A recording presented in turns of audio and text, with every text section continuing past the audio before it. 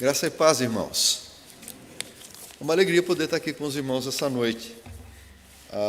Algumas vezes já nós temos vindo até aqui esse templo para algumas reuniões do presbitério, mas eu nunca tinha tido o privilégio de poder estar com vocês em um culto.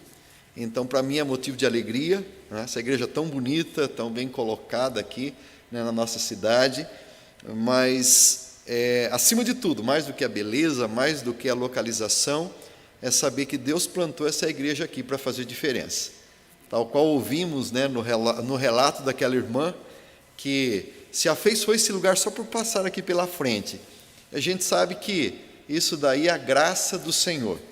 É a graça do Senhor que habita nas nossas vidas, é a graça do Senhor que nos une neste lugar, e a graça que nos permite termos um lugar gostoso, um lugar onde a gente pode se reunir, até se acolhendo um pouquinho do nosso frio de Curitiba, Só dizendo, eu e minha esposa, estamos aqui em Curitiba, estamos no 5º ano aqui, 4 anos e meio, mas nós trabalhávamos como missionários em Dourados, no Mato Grosso do Sul, na Missão Kaiowá.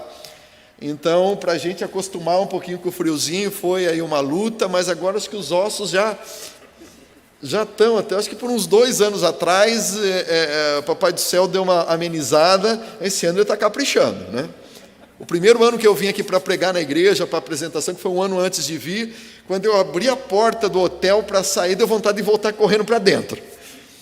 E depois que chegamos aqui, realmente não teve frios tão fortes, mas agora acho que o negócio está voltando de novo.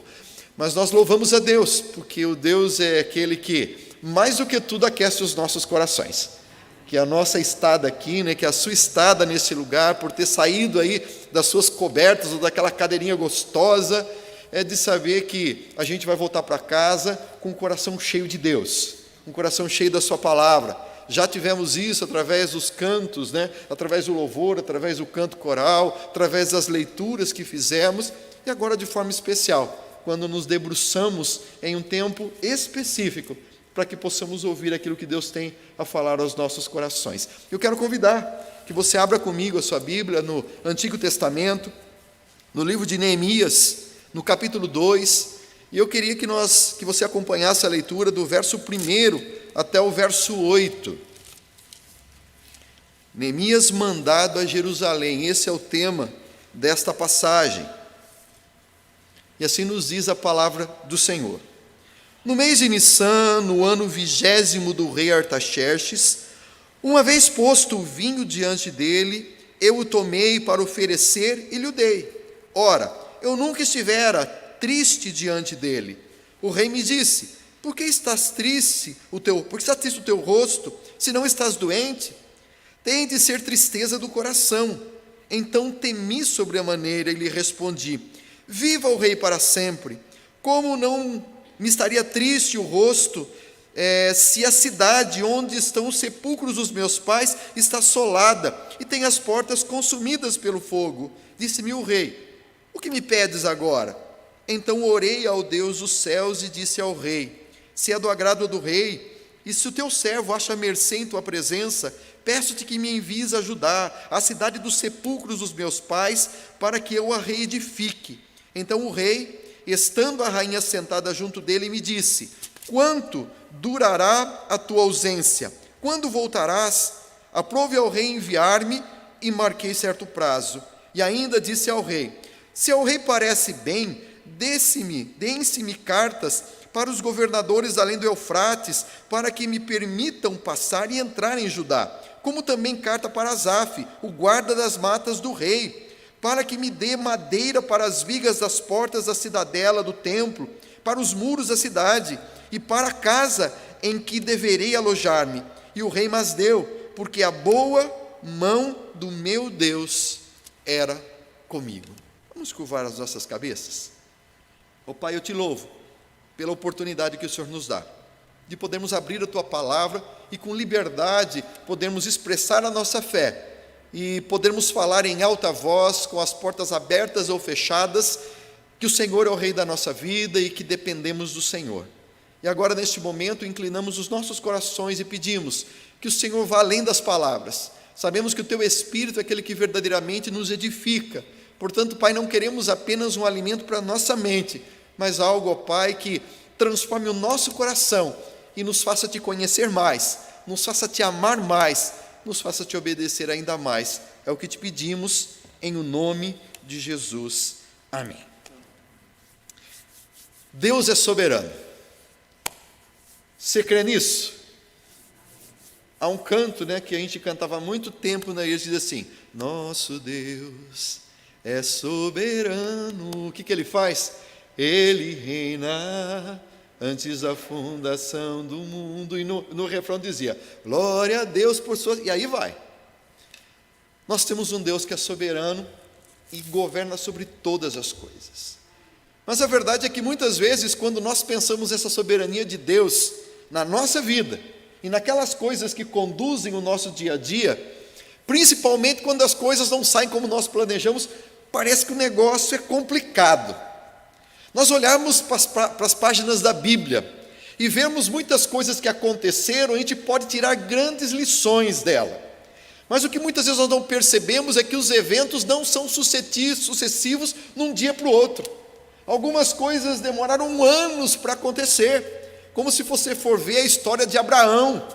A gente vai ver que Deus falou com Abraão, mas se colocarmos aquilo em uma métrica do tempo, você vai ver quanto tempo houve ausência do Deus falando a ele.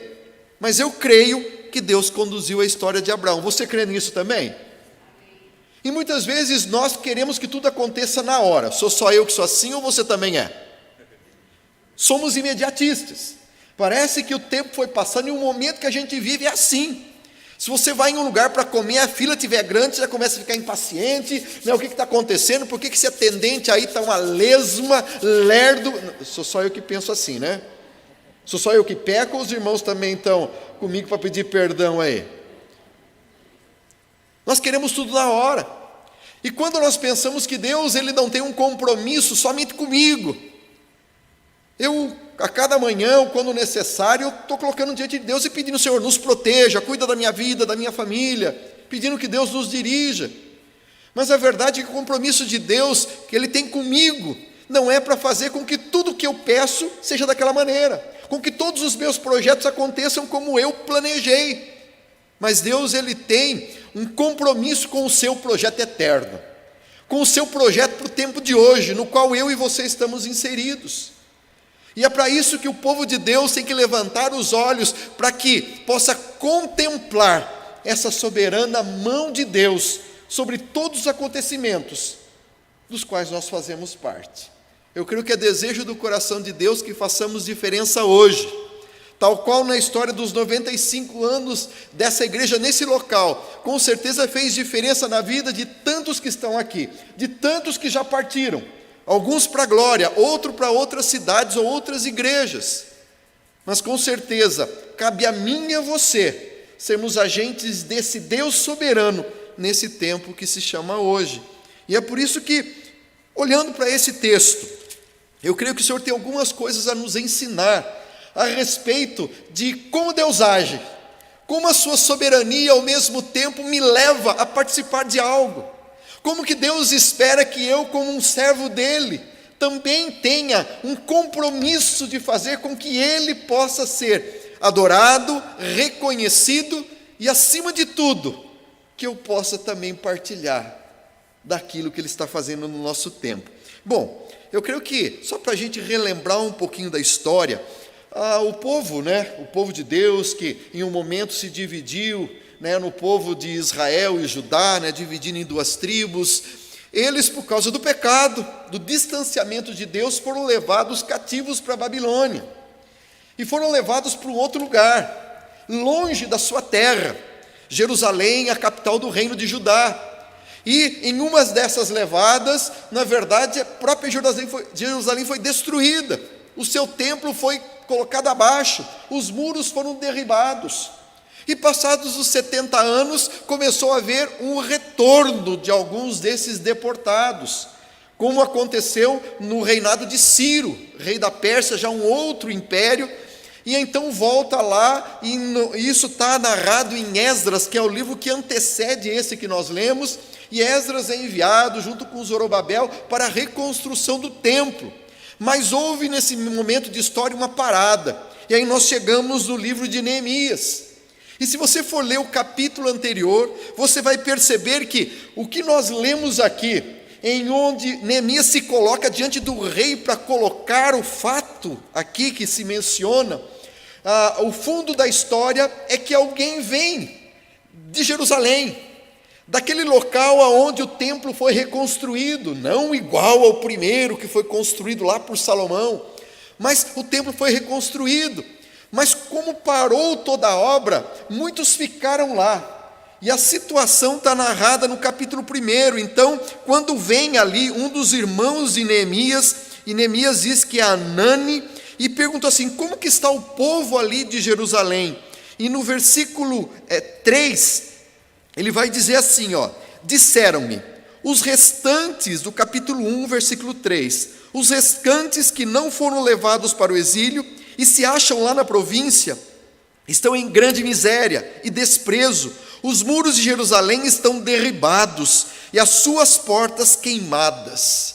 E o resultado foi que, tendo Neemias ouvido essas palavras, fala que ele se assentou, chorou, lamentou e se colocou numa atitude de jejum e oração diante do Senhor.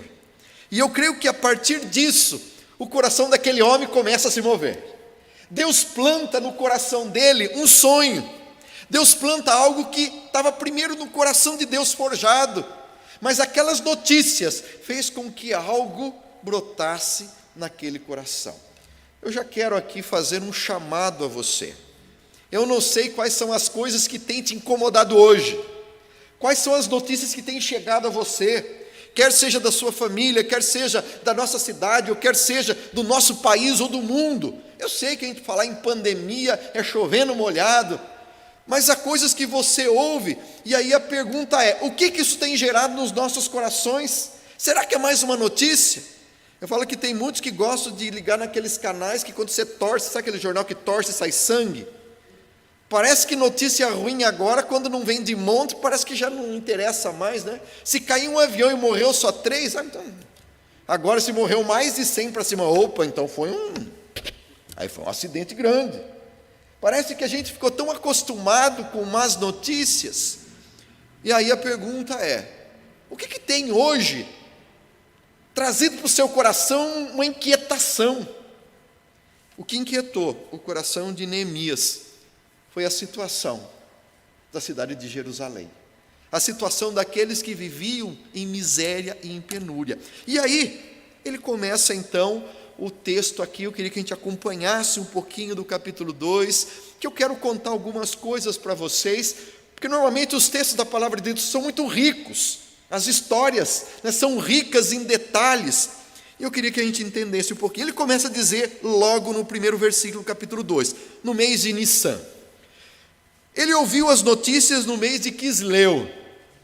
Mês de Nissan, praticamente 4 meses depois. Ou seja, por 4 meses aqui ele ficou agonizando o coração de Neemias. Por 4 meses ele ficou orando e jejuando por aquela situação que ele percebia que precisava ser mudada. Aí continua. No ano 20º do rei Artaxerxes. Bom, está aí um nome bom, esse você quer colocar no neto, né? Tenho certeza que seu filho não vai querer, mas tudo bem, já é duro até de falar. Artaxerxes, quem foi esse rei? Para a gente poder entender o que aconteceu ali.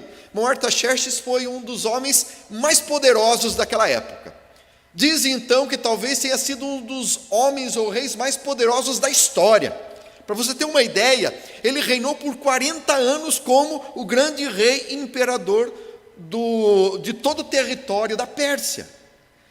Jerusalém ficava e era chamado de o reino além do rio. Sabe qual a distância entre Suzã, aonde vivia o Artaxerxes, até Jerusalém? 1.500 quilômetros. E o reino dele ainda era mais extenso.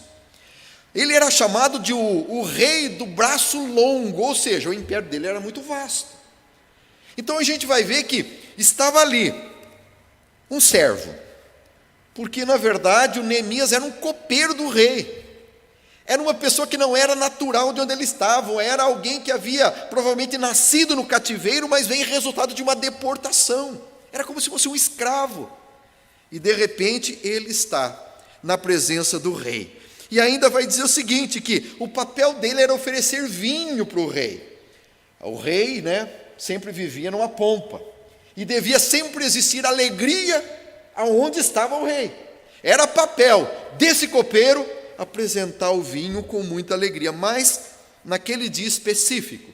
E nós não sabemos, quantas vezes anterior a essa ele estava diante do rei. Mas essa foi registrada porque foi um momento crucial. E diz que naquele momento, naquele dia, ele se apresentou extremamente triste diante do rei. E então o rei percebeu. E o rei percebeu e falou assim: você não está doente? Por que você está triste? Eu quero que você se lembre de uma coisa. A verdade é que ele sendo colocado com tristeza na presença do rei era um perigo. Era um perigo porque aqueles que serviam o rei tinham que estar alegres. Porque aqueles governantes da época, eles acreditavam que só por você estar na presença desse grande rei, você já tinha que estar alegre. Porque era privilégio de poucos conviver com o rei, com toda aquela pompa. Então me chega o Neemias, com aquela cara de tristeza, e o rei percebe aquilo, então mais do que depressa ele vai dizer, aqui no versículo 3, viva o rei para sempre. Mas antes dele dizer isso, diz ainda no versículo 2, que quando ele percebe que o rei percebeu que ele estava triste, diz assim: então temi sobremaneira. Justamente por isso. Mas quando ele percebe que o rei pergunta a ele o que está acontecendo, ele sabia que ele ia ter que contar a verdade. O porquê ele estava daquele jeito. Bom, só para você se lembrar de uma coisa. Ele tinha que estar alegre na presença do rei, não tinha? Ele ia justamente dizer para o rei que o que ele queria era para ir longe do rei. E ele ia pedir uma coisa, que aquilo estava no coração dele, ele ia pedir justamente uma coisa que era muito complicada. Sabe por quê? Sabe quem foi o rei que mandou parar a reconstrução ali de Jerusalém? Era o Artaxerxes. E Esdras estava reconstruindo tudo, e de repente levantou alguns judeus lá, uns mau caráteres que existiam na época, e fizeram uma carta denunciando, porque não queriam que reconstruísse. E então o rei, ouvindo que Jerusalém já tinha sido palco de grandes guerras, de que Deus já havia feito muita coisa, então ele falou assim: bom, então é melhor a gente não reconstruir aquele lugar lá não, porque se reconstruir pode dar problema. Ele falou assim: para as obras. Então, imagina só, um copeiro chega diante do grande rei para dizer para o cara triste, que ele não podia estar, para dizer o seguinte: não, sabe o que vai me alegrar o coração? Eu ir bem longe do Senhor, eu quero ir lá para Jerusalém, porque eu quero reconstruir aquilo que o Senhor mandou parar. Então o texto diz: e ele ficou sobremodo com medo daquilo tudo. E então ele desembucha. Ele sabe o que é rei? Eu não poderia estar triste, eu não poderia estar alegre, sabendo que o meu povo, sabendo que a terra onde viveram os meus pais está destruída. Só que ele usa uma coisa que alguns comentaristas dizem o seguinte: olha, ele não foi talvez muito feliz, ele fala assim: olha, rei, eu estou triste por causa da cidade dos sepulcros dos meus pais. Ele comparou Jerusalém a um grande cemitério, Eu não sei se a tentativa dele era mostrar, porque havia na época um grande apreço pela história, ou aonde estavam enterrados os familiares, aquela coisa toda, mas a verdade é que ele coloca o seguinte: olha, eu queria voltar lá para Jerusalém. E então, de uma hora para outra, aquele rei olha para ele e faz a seguinte pergunta: que me pedes agora?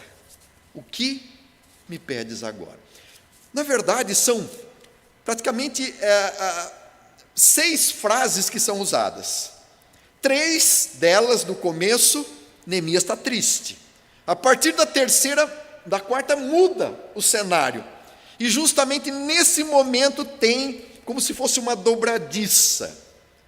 E a primeira coisa que eu queria deixar para o seu coração nessa noite: Deus, ele é soberano. Amém, meus irmãos? Diga comigo, Deus é soberano. Mas ainda que Deus seja soberano, Deus não elimina que a gente possa orar. Sabe o que aconteceu? Que foi algo que mudou aquele momento. Diz aqui no versículo 4, disse-me o rei, o que me pedes agora? E diz ele, então orei ao Deus do céu. Meu amado, não me pergunte como que foi essa oração, nem me pergunte o que foi que ele orou. Acho que se fosse eu sairia assim. O rei falou, o que você quer? Você está olhando para o rei. Naquele momento, acho que do meu coração é assim, Senhor, me dá graça. Me dê graça. Porque observe uma coisa, eram duas pessoas totalmente diferentes que estavam ali. Um era um pagão, e pagão mesmo, porque na verdade, ali o Artaxerxes, bem como todo o reino da Pérsia, não tinha nada a ver com Deus verdadeiro, eles adoravam, eles eram de uma outra religião, eles eram do zoroastrismo, e adoravam um Deus lá que o sobrenome era Mazda, é o mesmo nome daquela marca de carro que tem, sabe? É por causa disso que veio. Era uma religião que tratava de dois irmãos que se pegavam no sentido de que um é bom, o outro era mau, era uma briga de energia, mas aquele negócio de Star Wars, mais ou menos foi baseado nisso, ou seja, ele não adorava o Deus verdadeiro. E Neemias era um servo de Deus, era alguém que conhecia as promessas, era alguém que conhecia o Deus vivo, e ele tem que chegar para aquele homem que é um gentio, ele não tem temor a Deus, ele não sabe exatamente o que está acontecendo. Uma outra coisa, um era rico, o outro era pobre. Um era governador, o outro era um escravo. Um estava feliz, o outro triste. Por isso, quando ele está diante daquele rei, que o rei olha para ele e fala assim, o que você está me pedindo agora? Diz o texto que ele fala assim, então orei ao Deus dos céus. Meu amado, a oração não começou aqui. Como eu falei já no início do texto, desde a hora que ele ouviu o que estava acontecendo lá em Jerusalém, diz que ele começou a orar a partir daquele momento. Foram 4 meses de oração, 4 meses de jejum. Eu fico imaginando tudo aquilo que ele conversou com Deus em todo aquele tempo. E quando chega nesse momento aqui, quando o rei pergunta, ele podia falar simplesmente, não precisa mais orar, foi 4 meses. Mas justamente naquele momento, mais uma vez, sabe o que Neemias demonstra? Demonstra que ele era incapaz diante daquela situação. Que mesmo talvez sendo alguma coisa já pensada, que ele precisava do auxílio de Deus para aquele momento. Ele precisava que Deus o dirigisse. Conquanto que Deus já havia colocado planos no seu coração, ele precisava que Deus estivesse indo à frente naquele momento, dizendo assim, Senhor, me dá graça, Senhor, coloca a palavra certa na minha boca, Senhor, me dirija. Eu creio que a gente pensar sobre isso é muito importante. Alguns que escrevem sobre isso falam o seguinte, que aquela oração, eles chamavam de oração flecha, aquela oração curta, que é uma coisinha rápida. E até mesmo Spurgeon, quando ele fala sobre esse texto, ele fala o seguinte, olha, esse tipo de oração deveria ser muito observada e utilizada pelos cristãos, porque ela é de uma importância tremenda. Muitas vezes nós achamos que orar é o que a gente faz dentro do quarto, ou que faz dentro da igreja, ou numa reunião de oração. Mas ele diz que essas orações curtas, na verdade, elas mudam o nosso rumo. É onde nós trazemos Deus para o nosso dia a dia, trazemos Deus para as nossas relações, trazemos Deus para aqueles momentos em que eu tenho que declarar, mesmo que eu esteja no domínio de tudo, entender que eu não controlo todas as coisas. E ele diz que nós deveríamos ter isso em mente. E ele até coloca o seguinte, que se nós fizéssemos essas orações em todo o tempo, nós seríamos checados, nós seríamos provados, nós perceberíamos o quanto nós erramos. E aí ele comenta o seguinte, fala assim, olha, para pessoas mal-humoradas, se a pessoa fizer aquela oração curtinha antes de falar alguma coisa, com certeza ela evitaria de que saísse da sua boca muitas palavras raivosas. Para aquele que é muito apressado em falar e irritado, ele com certeza iria ofender muito menos do que ele faz. Isso para todas as áreas da nossa vida. Eu creio que essas orações curtas, ou orações longas, ou o tempo que a gente dedica, são de suma importância para que as coisas de Deus possam se revelar em nós e através de nós.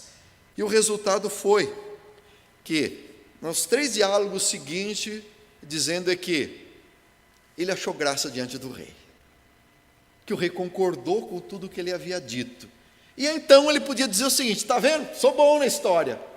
Mas ele vai concluir bem no finalzinho do versículo 8, e ele vai dizer: tudo isso aconteceu, não foi porque eu jejuei, não foi porque eu orei muito por 4 meses, mas tudo isso porque a boa mão de Deus estava sobre a minha vida. E é por isso que tem uma segunda coisa que eu queria que você se lembrasse. Além da gente se lembrar que a soberania de Deus não nos isenta da oração, porque muitas vezes é Deus que coloca no nosso coração uma necessidade, Ele faz que aquilo fomente, a que eu busque uma solução para aquilo, e isso é uma questão de ousadia. A soberania de Deus também é um chamado para ação.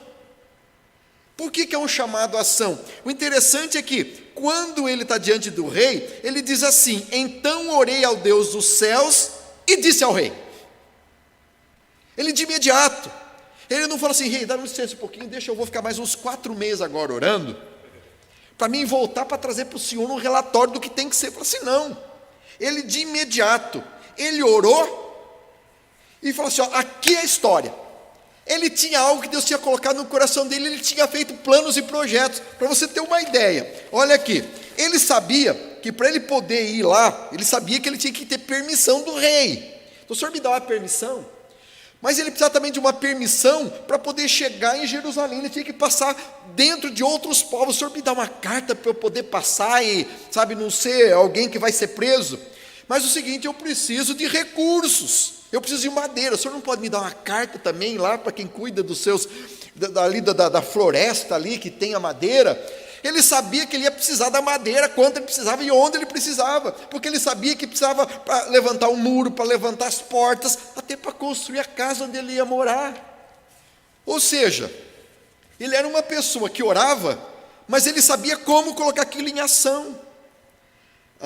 C.S. Lewis, ele vai dizer o seguinte, que muitas vezes é mais fácil para a gente orar por alguém do que a gente estender a mão para ela e oferecer ajuda. Muitas vezes é mais cômodo para a gente orar do que agir. Eu não estou dizendo que ministério de oração seja um problema, mas eu quero dizer que muitas vezes se escondem atrás de um ministério e se esquece que depois de orar tem que ter o quê? Uma ação. Até alguns dizem, a ação está dentro da palavra oração. E é muito importante isso. Eu costumo brincar, com uma pequena história. Eu falo assim: olha, você está em uma reunião na igreja de oração, e aí o pastor manda você orar com o irmão, mas fala assim: antes de você orar por ele, pergunte o que ele precisa. E aquele irmão mais simples vira para você e diz o seguinte: olha, irmão, é o seguinte, eu tenho 4 filhos em casa, e a situação está difícil, eu não tenho mais leite para dar para as minhas crianças. E então, naquele momento, você que é muito espiritual, você não, outro de outra igreja, tá? É outra pessoa. Se coloca em oração. Ó Senhor Deus, Tu és o dono do ouro e da prata, o Senhor é o Deus da provisão, estende a Tua mão e ora com fervor. O outro até se arrepia, porque a oração é tão forte. Mas o que aquele cabeçudo que estava orando esqueceu é o seguinte: no dia anterior ele tinha ido no mercado, tinha uma promoção, sabe do quê? De leite. Ele comprou 3 caixas. Ele não ia conseguir beber tudo aquilo. E ele não percebe que Deus colocou aquela pessoa justamente do lado dele, para que ele fosse a resposta. Mas ele tem tanta fé, mas tanta fé, que eu acho que ele espera que Deus derrube uma vaca do céu. Sendo que o leite já está lá na despensa dele. Nós não entendemos que muitas vezes nós somos a resposta de Deus. Eu me lembro que quando a gente fazia as nossas loucuras lá no seminário, e a minha esposa até participou de algumas delas, nós íamos para as igrejas para falar sobre missões. E nós tínhamos uma peça de teatro que nós fazíamos. E nessa peça eu começava a conduzir, porque normalmente eu pregava, né, nas igrejas onde ia. Então eu ia para frente, pegava um texto e começava a pregar. E no meio da mensagem eu dizia o seguinte: fala, meus irmãos, eu quero contar algo para vocês, algo que não contei para ninguém ainda, mas dizer que, na verdade, eu tomei uma decisão que eu vou para o campo missionário. Eu tenho um chamado para a África, e eu vou para trabalhar como missionário, e todo mundo, nossa, que benção, mas de repente levanta uma moça bem no meio da igreja e fala assim: o quê? O que você está pensando? Eu sou sua noiva, nós vamos casar, e você vem falar para mim na frente da igreja, que você vai para a África, você sabe se eu quero ir? E nessa hora ela sai batendo no pé, as irmãzinhas da igreja, vai tudo atrás. Alguns falavam assim: ele é moço bom, ele é moço bom. Teve numa igreja que até oraram para expulsar os demônios da moça, porque achavam que ela... Mas depois, quando continuava, levantava, entrava uma outra pessoa, né, jovem, mas com um monte de talco no cabelo, e já percebiam que, na verdade, era uma peça de teatro, porque não dava para uma pessoa tão nova ser minha mãe. E ela chegava e dizia assim para mim, falou assim: olha, meu filho, que história é essa? O que você está dizendo que você vai para a África? Isso é loucura. Eu juntei todos os meus recursos para poder fazer com que você estudasse, e agora você tem que me sustentar, você tem que cuidar de mim. Você só vai para essa história de missão quando você me enterrar. E aí então, né, na época eu dizia assim: mas mãe, lembra de uma coisa, mãe, foi a senhora que me ensinou a amar missões. Lembra quando a senhora pegava no colo aquele livrinho, aquela bolinha, e colocava o meu dedinho assim: vamos orar por esse país? E a gente orava pelos que não eram cristãos ali e tudo mais. Você foi a senhora que me ensinou a orar por eles. Agora eu só estou fazendo aquilo que a senhora me mostrou que era importante. Eu falo, quantas vezes nós julgamos que é muito importante orar por alguém ou por um país, e nos esquecemos que talvez, nem nós, mas talvez os nossos filhos, ou algum dos nossos netos, vão ser a resposta para aquelas orações que um dia Deus colocou no meu coração. Eu me lembro de uma história que dizia de um pai que estava muito bravo com um reitor de uma universidade, um capelão, porque a filha dele tinha terminado, ela ia passar já para uma graduação maior, e ela ia para o Haiti, numa missão presbiteriana, para cavar valeta, cavar vala. E então ele dizia o seguinte: mas o senhor é culpado disso. E aquele capelão disse assim: olha, meu irmão, me perdoe, mas o culpado é o senhor. Como que eu sou culpado? Imagine que eu incentivei minha filha a largar essa faculdade, ela é uma engenheira, e agora ela vai cavar valeta. Ele ainda brincou, falou assim: não, fique tranquilo, ela não aprendeu a fazer valeta no curso de engenharia, mas ela é inteligente, com 3 meses ela está cavando uma valeta como ninguém. Aí o pai ficou com mais raiva ainda, né? Não precisa nem dizer para você. E aí quando esse capelão fala assim: pai, deixa eu perguntar uma coisa para você. Quem que levou a filha para ser batizada quando era pequena? Eu falei assim: fui eu. Quem levou ela para a escola dominical? Fui eu. Quem pagou acampamento para ela ir com os jovens? Fui eu. Assim, quem a colocou nesse caminho foi o Senhor. O senhor acha que, na verdade, seguir a Cristo é simplesmente, né? Ele falou assim: não, pastor, que é o seguinte, eu só queria que a minha filha fosse uma boa crente da igreja. Ou seja, que fosse membro e frequentasse aos domingos. Aquilo que nós fazemos da nossa vida, na verdade, tem a ver com a soberania de Deus. Nós não somos donos de nós mesmos. Você pode dizer um amém para isso ou não? Por isso, Deus é aquele que deseja que nós tenhamos ousadia naquilo que Ele espera que a gente faça, que nós possamos ser um instrumento dEle, porque Ele sabia, Neemias sabia aquilo que precisava ser feito. E a pergunta que eu fiz no começo: o que tem aí incomodado o seu coração, no mundo, aqui no nosso país? É um desafio que você transforme isso em motivos de oração. Mas não fique só na oração, que você possa ser um instrumento de transformação, porque eu sei que é isso que Deus quer fazer, como Ele fez através da vida do Neemias.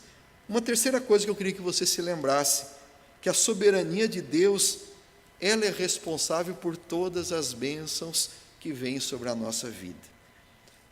Lembra que eu acabei de comentar com você que no versículo 8, Neemias reconhece que tudo quanto o rei havia autorizado, não era porque ele tinha falado dos túmulos, dos sepulcros dos pais, não era porque ele estava muito triste, o rei falou assim, ai, tadinho dele, olha que tristeza no coração. Sabe aqueles filhos que, alguém teve filho pequeno, que você vai no mercado, a criança se joga debaixo da gôndola e roda assim, até você dar aquilo que ela quer?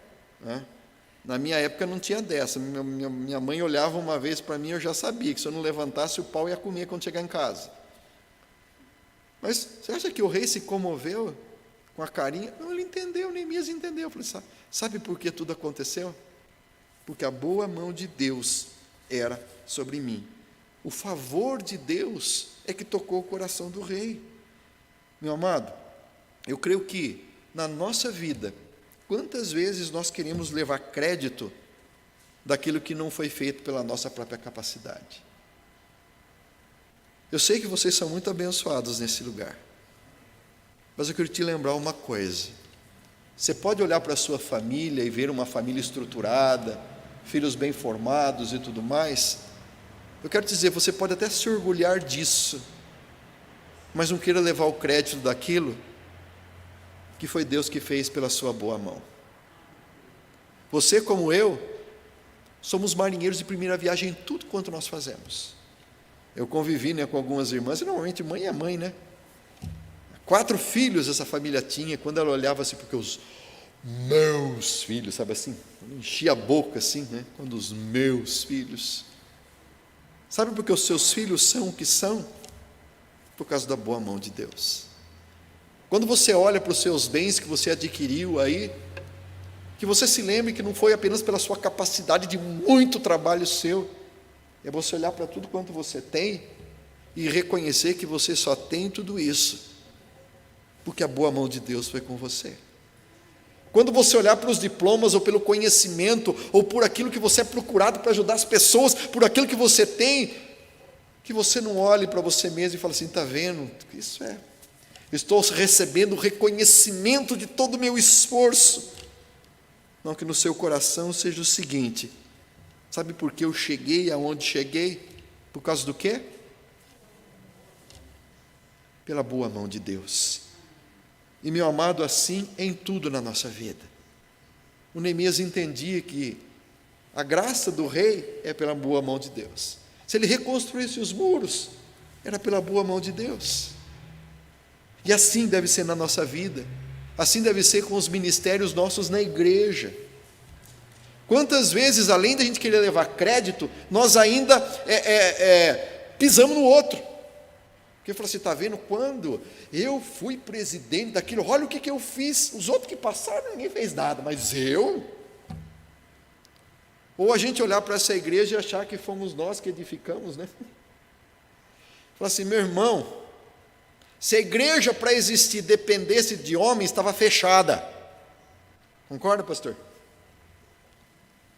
Mas sabe por que nós nos encontramos aqui ainda hoje, depois de 95 anos? Sabe por quê? Por causa da boa mão de Deus. Não é porque você seja o mais amoroso de tudo, mas é porque Deus precisa usar alguém, e ainda Ele pega uma pessoa totalmente incapacitada como eu e você, e nos usa. Quantas vezes a gente se sente totalmente vazio de algo, é naquele dia que Deus usa a nossa boca, para que alguém venha conhecer realmente o que é o amor de Deus. E eu digo, sempre falo assim, olha, se você tiver a ousadia de falar com alguém sobre o amor de Deus e ver alguém se convertendo, você se converte de novo. E cada dia que isso acontece, você vai perceber, simplesmente, que não é porque você tem uma boa didática de apresentar o Evangelho, mas por causa da boa mão de Deus sobre a sua vida. Que Deus possa nos mostrar que, acima de tudo, eu tenho que ser humilde. Acima de tudo aquilo que possa ser construído, temos que ser humildes. E uma última coisa para nós encerrarmos, é essa soberania de Deus, ela se estende sobre tudo. Não tem nada que fique fora dessa soberania de Deus, inclusive a política. Inclusive a política. Nós vivemos tempos complicados no nosso país. Vocês estão acompanhando, vocês vivem aqui no Brasil, né? Tem dia que dá vontade de você jogar a televisão pela janela também? Você já está bem vacinado com o Zap Zap da vida, cada dia que você entra lá que tem uma coisa nova? Meu amado, quero dizer para você uma coisa. Se a sua esperança estiver em partido político, esquece. Se a sua esperança ou segurança ou seu medo tiver em uma pessoa, um grande líder, esquece. Se o seu coração está aí diante de grandes decisões, eu quero dizer para você, eu e você temos que saber que a nossa esperança tem que estar em Deus, porque Ele é soberano sobre tudo. O seu plano é que o seu reino seja implantado sobre a face da terra. Mais do que nós termos qualquer tipo de defesa de qualquer coisa política, eu tenho que ter um compromisso com o reino de Deus. Agora, dizer isso é dizer que o cristão não pode ser um agente político? Não. Ele tem que ser um instrumento de Deus. Mas o que tem que se defender é aquilo que prega o reino de Deus. É nós entendermos que Deus ele tem um padrão para que se viva. Nesse padrão, o reino de Deus diz que o que mais importa é o amor, onde eu não quero matar o outro, onde eu não discrimino, onde eu amo, onde eu cuido, aonde a família é importante, aonde eu posso dizer que eu posso ter liberdade de saber que nós estamos aqui, semana que vem estaremos de novo. E por isso o nosso compromisso não tem que ser com uma bandeira, mas tem que ser com os princípios do reino de Deus. E foi isso que Neemias fez. Naquele momento histórico, ele não ficou com medo do poder político que existia, mas ele teve o coração que se dobrou diante do maior rei, do maior soberano. Ele sim temeu, mas esse medo não fez com que ele recuasse. Ele foi até o final dizendo: o que eu quero é isso. Ele entendeu que ele podia fazer diferença naquele contexto.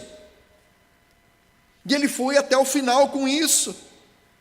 Meu amado, o povo de Deus hoje tem que entender que, na verdade, Deus está acima de todas as coisas. Você pode dizer um amém? Inclusive sobre essa pandemia, inclusive sobre tudo que está acontecendo. Devemos deixar de orar? Nunca. Se algo tem te incomodado, coloque diante do Senhor e seja um instrumento. Eu quero te lembrar que muitas vezes as forças políticas e outros são um instrumento de Deus. Você se lembra de Jesus Cristo, do nosso Senhor? Alguém que foi condenado por um poder religioso, que foi condenado por um poder político romano da época, foi levado à crucificação sem que houvesse nenhum pecado ou nada que pudesse verdadeiramente condená-lo. E ainda assim ele se submeteu a tudo isso. Sabe por quê? Porque ele bem sabia que, na verdade, os reis estão debaixo do controle de Deus. As pessoas que são levantadas ou que são retiradas, é porque, acima de tudo, Deus domina sobre tudo. Há um texto lá de Crônicas que diz que, porque de Deus é tudo quanto há nos céus e na terra. Diz que teu Senhor é o reino e tu te exaltastes por chefe sobre todos. Riquezas e glórias vêm de ti, tu dominas sobre tudo. Nas tuas mãos há força e poder, em ti está o engrandecer e a tudo dar força. E daí ele continua dizendo: agora, pois, ó nosso Deus, graças te damos e louvamos o teu glorioso nome. O nosso Senhor Jesus, o que foi uma derrota no sentido humano, fez com que ele fosse o vencedor sobre tudo, vencendo a morte e nos dando o que temos hoje aqui, a salvação. A sua morte, que até mesmo para os principados e potestades era a grande vitória, na verdade significou a grande vitória daquele que é o Rei das nossas vidas, que é o grande soberano sobre todas as coisas, que é o Senhor dessa igreja, que é o Senhor da sua igreja, que é o Senhor da sua obra e, acima de tudo, é o Senhor da minha e da sua vida. Neemias era responsável pela reconstrução ali de Jerusalém, dos muros? Era? Sim. Artaxerxes também, debaixo das mãos de Deus? Sim. temos responsabilidade no tempo de hoje, eu e você? Deus pode usar o nosso presidente, ou a quem Ele levantar a cada momento, Ele pode fazer isso. Mas acima de tudo e de todos, está o soberano Deus, aquele que chamou a mim e a você, para que estivéssemos aqui nessa noite. Nós não estamos apenas em um templo, nós estamos diante do Senhor de toda a terra, daquele que diz Jó, que depois de passar por grandes conflitos, ele vai dizer que antes eu te conhecia só de ouvir falar, mas agora os meus olhos te veem. Aquele que João descreve no Apocalipse como aquele que é o Senhor sobre todas as coisas, que tem a espada na mão, na boca, é o Deus exaltado sobre tudo. É diante dele que nós estamos neste lugar.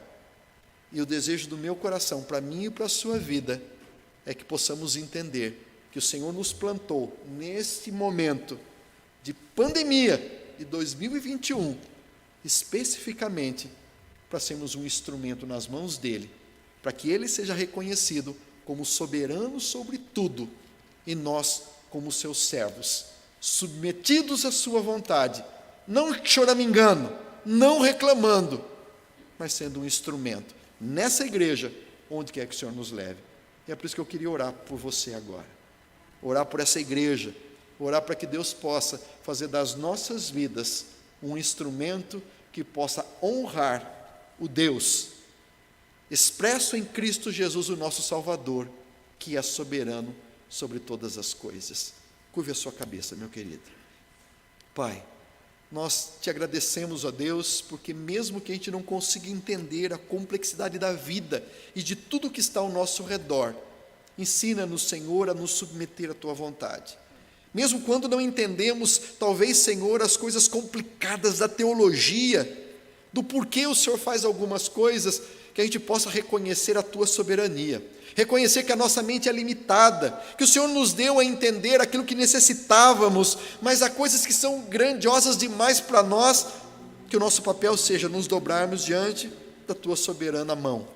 Por isso, Pai amado, nós temos tantas perguntas a fazer que cremos que na glória serão respondidas, mas enquanto estamos aqui, que possamos nos portar como servos, que possam ouvir a tua voz, que possam ouvir o clamor do mundo que necessita de alguma maneira conhecer-te, Pai amado, para que os teus valores do reino sejam mantidos e implantados, e que o Senhor nos leve, Pai, como Neemias, a termos um coração que queime por algo que também queima no teu coração, que nos leve, Pai amado, a ser um instrumento teu por onde quer que a gente passe, e que acima de tudo possamos dar ao Senhor toda a honra e toda a glória, porque na verdade tudo vem de ti, porque diz a tua palavra que não a nós Senhor, mas ao teu nome da glória, por amor da tua misericórdia, da tua fidelidade, porque tudo é teu, quanto há nos céus e na terra. Pai amado, que a tua boa mão seja sobre essa igreja, sobre a liderança, Deus amado, que o Senhor os use a cada dia, que seja esse local um instrumento para que o teu nome seja reconhecido, e a tua soberana mão possa ser reconhecida. É o que eu te peço, em o nome de Jesus. Amém. Amém, meus queridos. Que Deus os abençoe.